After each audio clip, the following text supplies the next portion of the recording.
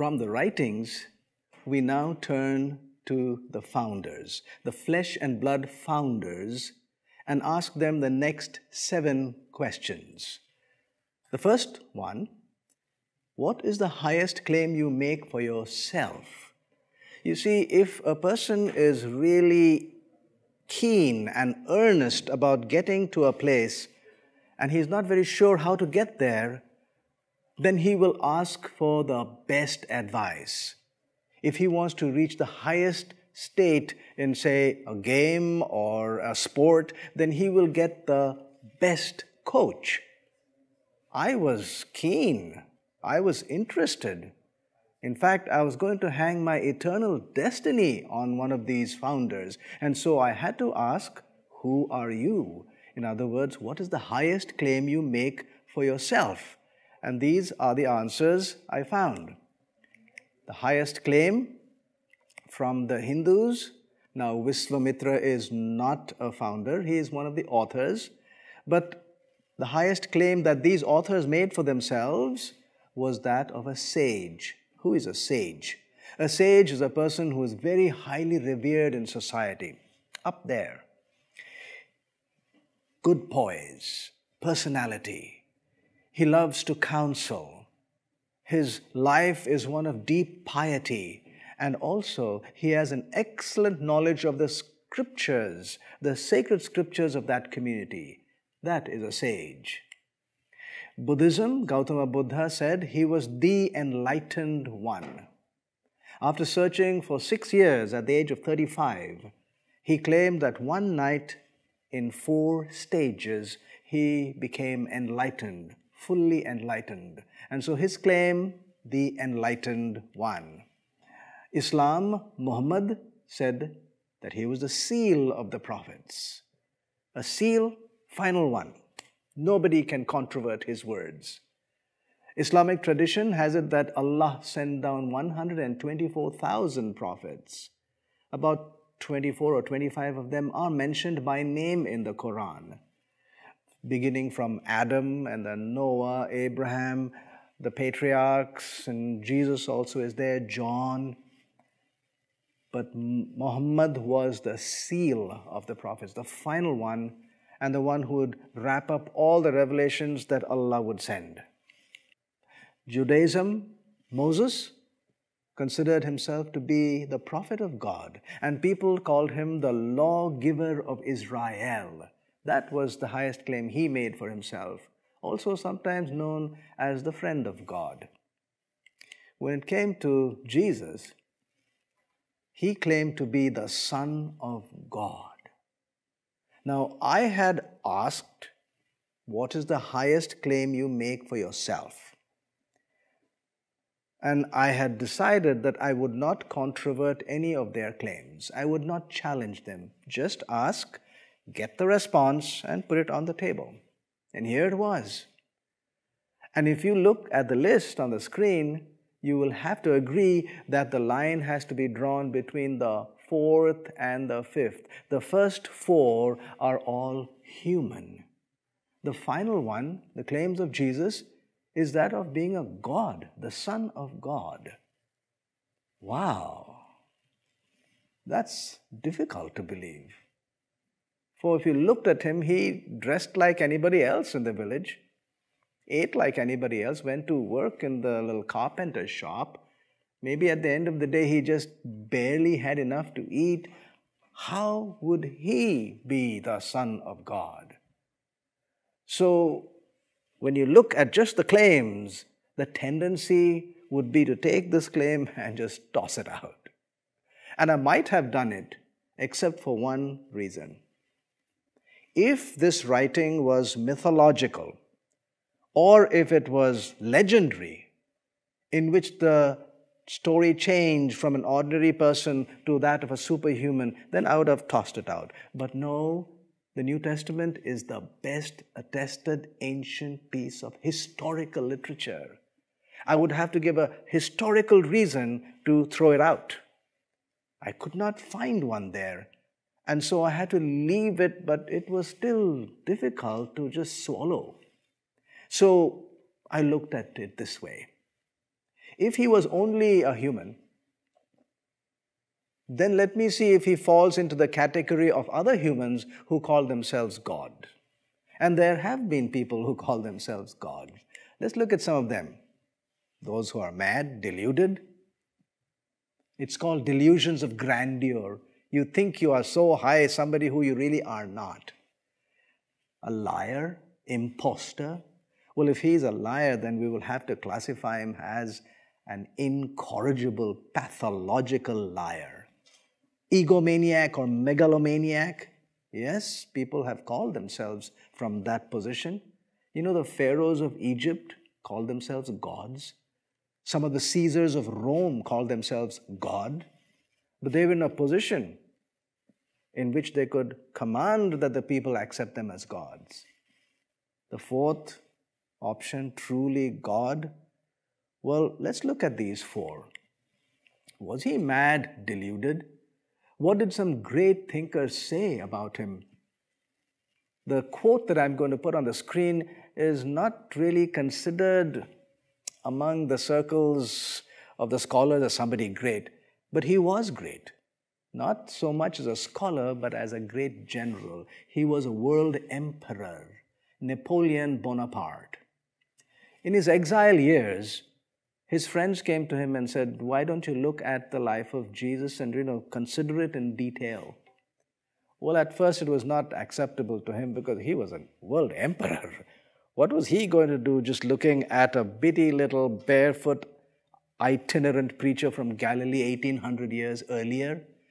But then they prevailed upon him and he did do a study. He went into it in some detail. And this is what he said at the end of his study. Everything in Christ astonishes me. The nearer I approach, the more carefully I examine. Everything is above me. Everything remains grand, of a grandeur which overpowers. Neither history, nor humanity, nor the ages, nor nature offer me anything with which I am able to compare it or even to explain it. Here, everything is extraordinary. Why did he say that? One of the reasons was because of his own confession that he had built his world empire on force, coercion, bloodshed, the sword, military genius. But this man, without wielding one sword, he had built up an empire that had lasted 1800 years up to his time. And this is what got him. He said, this man's empire consists of people who are willing today to die for him. Nobody is willing to die for me.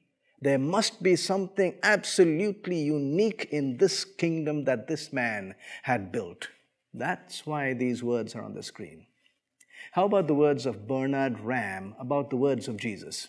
They are read more, quoted more, loved more, believed more, translated more, because they are the greatest words ever spoken. And where is their greatness? Their greatness lies in the pure, lucid spirituality, in dealing clearly, definitively, and authoritatively with the greatest problems that throb in the human breast. In short, I did not find one serious scholar who would ever call Jesus mad. How about whether he was a liar or an impostor? It is not likely, really, because at the Sanhedrin trial, when he was being tried for his life, they asked the same question that I was asking 2,000 years later. Are you the Son of God? Same question I had. Jesus was a thoroughbred Jew. He was a rabbi, and a rabbi knew the entire Torah, from the first word of Genesis to the last word of Deuteronomy. He knew that in the Torah, if anyone confesses or states or claims that he was God, that would be blasphemy and it would be punishable by death. So here he was on a trial for his life. And the question was, are you the Son of God? If he answered yes, he would go to his death. Now, if you are on your trial for your life, and if everything seems to be going against you, but you did have some truthful evidence, which you could bring to the table and present before the court and say, look, I am innocent, wouldn't you bring it? Of course you would. Now, if you knew that the judge was going to pass the death sentence and he would be correct, but your attorney came to you, your lawyer came to you and said, you are a goner, you are finished. The judge is going to pass the death sentence on you. But when I cross-examine you, I want you to tell true lies, untruths, falsehood, at point here and a point there, and leave the rest to me. I will save you from the death sentence. What will you do? I think I would be tempted to go along with him. You see, if you're in a right mind, you would bring truthful evidence to escape the death sentence. You would also be severely tempted to bring false evidence to escape the death sentence. Nobody in his right mind will bring false evidence to bring on the death sentence. This man looked at the Sanhedrin and he agreed to being the Son of God. It is difficult for a fair inquirer, and I'm hoping I'm a fair inquirer, to accept that this man is a liar. A liar is a person who knows the truth and says something else. I don't know whether he is the Son of God yet. But this much I know, that in his heart, deep in his heart, he was fully, completely, totally convinced that he was the Son of God, because he spoke those words and went to his death for them. I could not call him a liar. How about an egomaniac, a megalomaniac?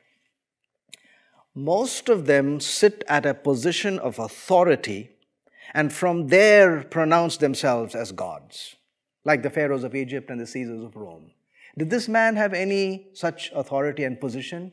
None at all. In fact, I come from India. I was born there. When you travel from one village to another, usually bare feet, by the time you reach your relative's home, you're tired. Your legs are exhausted, burning. You know what they do when you reach their door? They bring a pot of water and wash your feet. I tell you, it is cooling. It's very refreshing. But who does it? It's the lower members of the household. If you have servants, it is a servant who brings the pot of water and washes your feet. If you have two sets of servants, one who works in your kitchen and the other who works in the garden with the dirt out there, then it is the one who works out there in the garden that who comes now with a pot of water. In other words, it is the lower ones who go to wash. One day, Jesus and his disciples went to a home. And there was no servant, no slave to wash anybody's feet. So the disciples looked at each other. Who is going to do that? Only servants and slaves do that. So they sat still.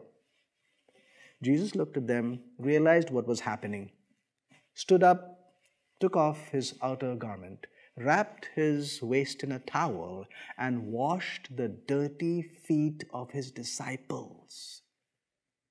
This is not the picture of somebody bloated with a sense of self-importance. This is just self-abnegation. This is not a person who wants to sit on a throne and you polish his shoes. He comes down and polishes his disciples' shoes, as it were, washes their feet. And then he turns to them and says, you also must do this. This is not a picture of an egomaniac. I really could not call him an egomaniac. Then, truly God? Boy, difficult. But remember, I was an inquirer. I had asked the question, and actually I had received an answer. Because when you look at the five, his was the highest claim. But I was struggling. And so I said, all right, let me give him the highest that I as a human can give. At a human level, the highest. So he would be a great prophet and a great moral teacher, but not God. Until I read this statement from C.S. Lewis, who said these words: I am trying here to prevent anyone saying the really foolish thing that people often say about him, that is Jesus. I'm ready to accept Jesus as a great moral teacher, but I don't accept his claim to be God. That is the one thing we must not say. A man who was merely a man and said the sort of things Jesus said would not be a great moral teacher. He would be either a lunatic on a level with a man who says he is a poached egg, or else he would be the devil of hell. You must make your choice. Either this man was and is the Son of God, or else a madman or something worse. You can shut him up for a fool, you can spit at him and kill him as a demon, or you can fall at his feet and call him Lord and God. But let us not come up with any patronizing nonsense about his being a great human teacher. He has not left that open to us. He did not intend to. Wow. That pulled the rug from off my discussion under my feet. I thought of giving him a high position among humans, but no, here it is. If an ordinary person in his right mind calls himself God, then you have only two options. Show that he is not and let him go, or recognize that he is and fall at his feet. It is difficult to make any other option when a person with a clear thinking mind has claimed to be God. There's one more option that Richard Dawkins in his book The God Delusion says, and that is that he was maybe honestly mistaken that he was God. Really? Let me check that out. If you, ladies, let me ask you a simple question. Could you be honestly mistaken, just honestly mistaken, that you're the Queen of England? No. How about you guys? Just honestly mistaken that what you came in here was not your car, but it was a spaceship that brought you from Mars.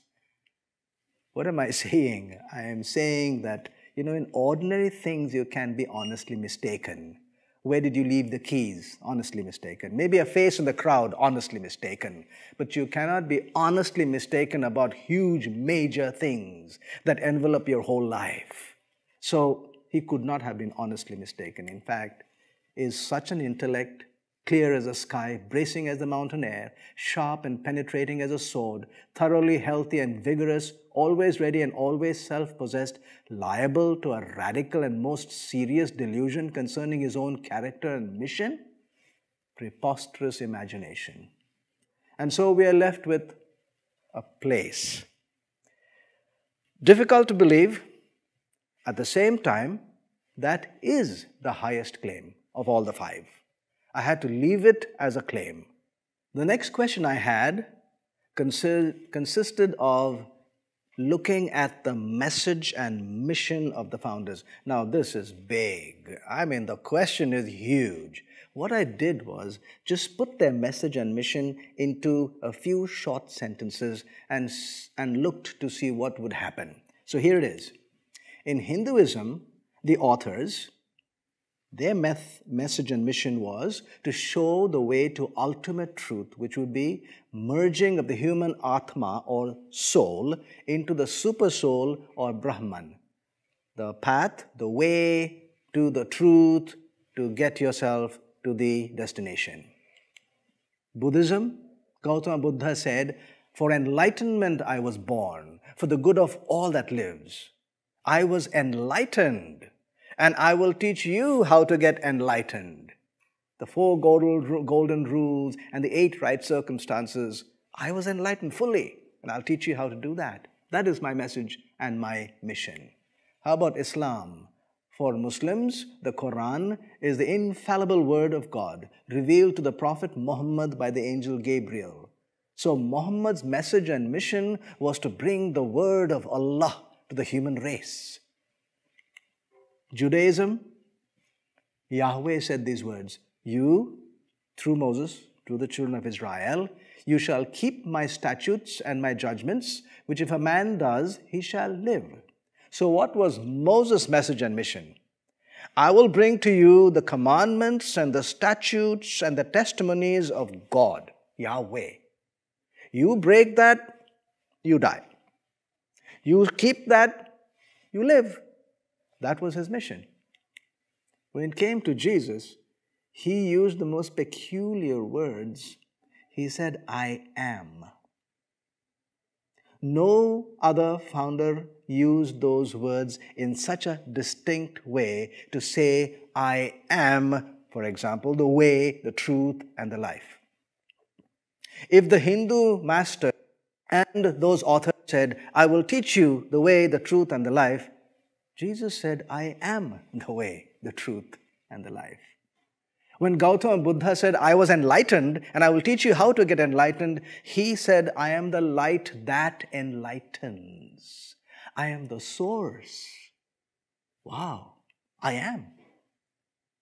When Muhammad said, I will bring you the word of Allah, this man said, I am the word that became flesh. I am that word.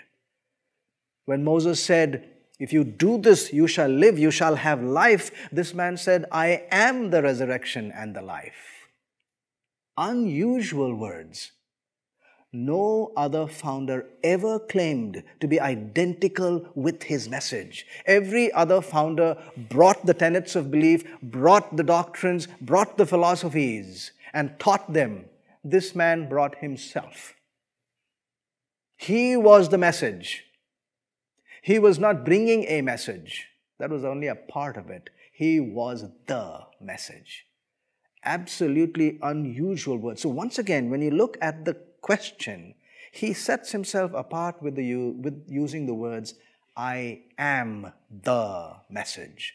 The only founder who claimed to be identical with his message.